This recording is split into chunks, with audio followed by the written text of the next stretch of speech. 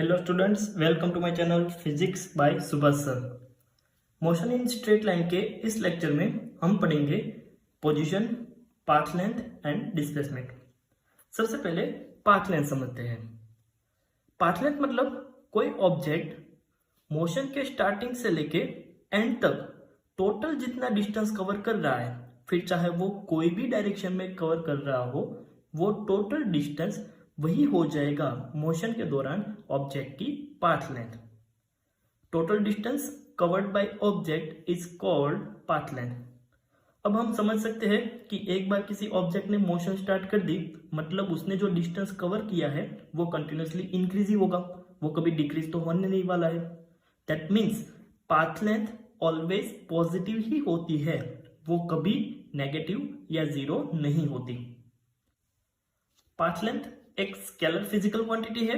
That means इस physical quantity का सिर्फ मैग्नीट्यूड होता है, कोई डायरेक्शन नहीं होती। नेक्स्ट हम समझते हैं displacement. Displacement is the shortest distance between initial position and final position. It is the difference between the final and initial position. Let suppose कोई ऑब्जेक्ट इनिशियल इस पॉइंट पे है, वहां से वो किसी पाथ पे मोशन करके किसी फाइनल पॉइंट पे पहुंच गया।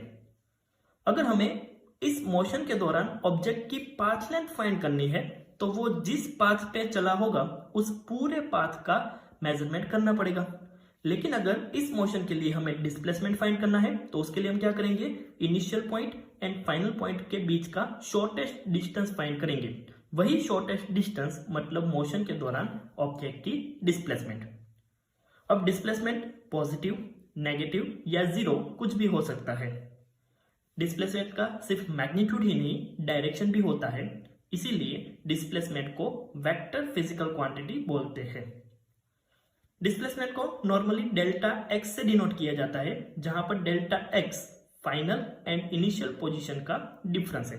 दैट मीन्स हम ऐसा लिख सकते हैं, delta X equal to x2 minus x1, जहां पर x2 फाइनल पोजीशन है एंड x1 इनिशियल पोजीशन है।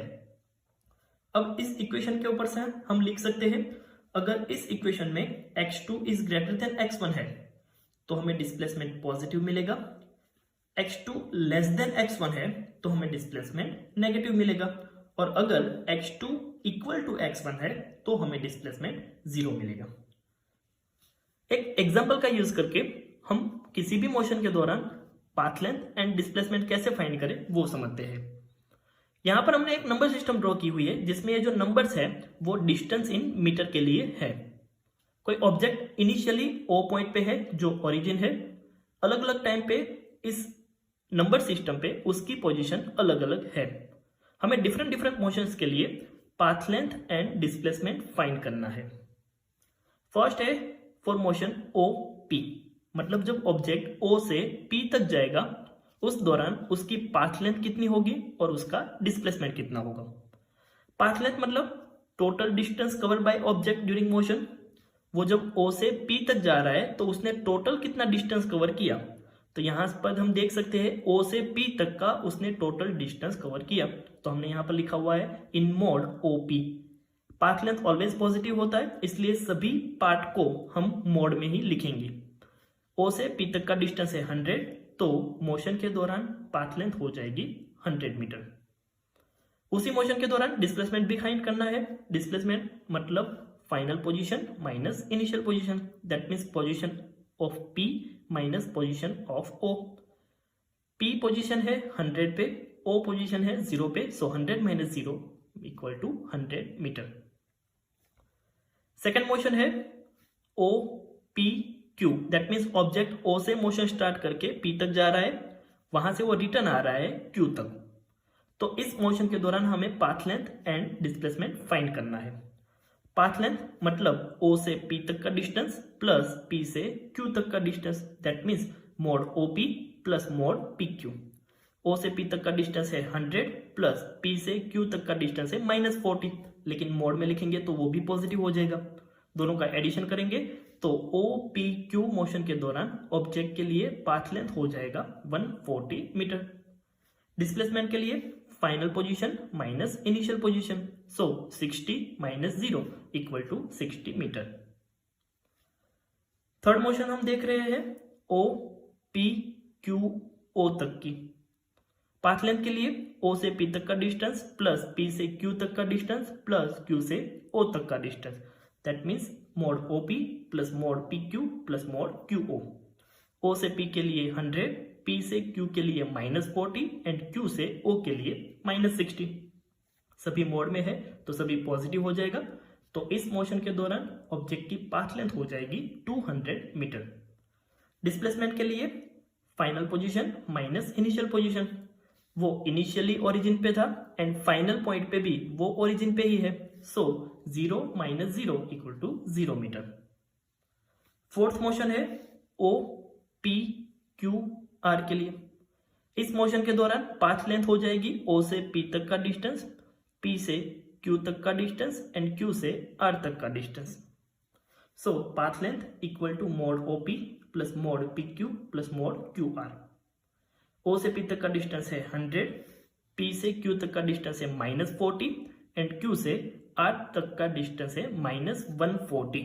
लेकिन सभी का मोड है तो सबका एडिशन होगा, तो पाथ लेंथ हो जाएगी 280 मीटर।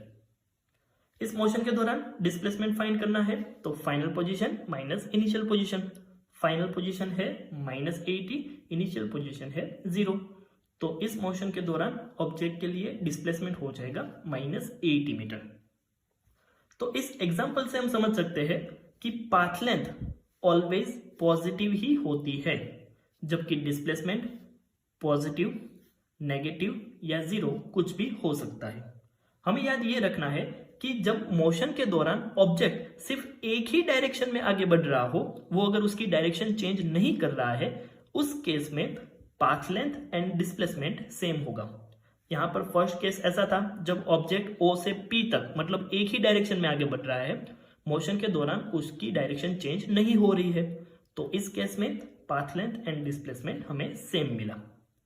एक और चीज हमें याद रखनी है, अगर मोशन के दौरान ऑब्जेक्ट इक्वल टाइम इंटरवल में इक्वल डिस्टेंस कवर करता है तो ऑब्जेक्ट की ऐसी मोशन को यूनिफॉर्म मोशन बोलते हैं।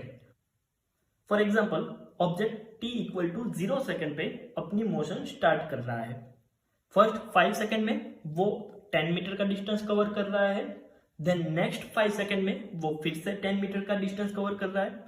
ऐसे इक्वल टाइम इंटरवल मतलब हर एक 5 सेकेंड के इंटरवल में वो सेम डिस्टेंस कवर कर रहा है, जो यहां पर है 10 मीटर। तो इस टाइप की मोशन को बोलते हैं यूनिफॉर्म मोशन। अब अगर कोई ऑब्जेक्ट के मोशन के लिए x वर्सेस t का ग्राफ दिया हुआ है, तो इस ग्राफ के ऊपर से वो ऑब्जेक्ट किस टाइप की मोशन कर रहा है वो कैसे पता लगाए, ये समझते हैं। अगर किसी ऑब्जेक्ट के लिए x वर्सेस t का ग्राफ x एक्सिस के पैरेलल दिया हुआ है, तो ये बता रहा है कि कोई t1 टाइम पे ऑब्जेक्ट की पोजीशन x1 पे है, t2 टाइम पे ऑब्जेक्ट की पोजीशन x1 पे है एंड t3 टाइम पर भी ऑब्जेक्ट की पोजीशन x1 पे है।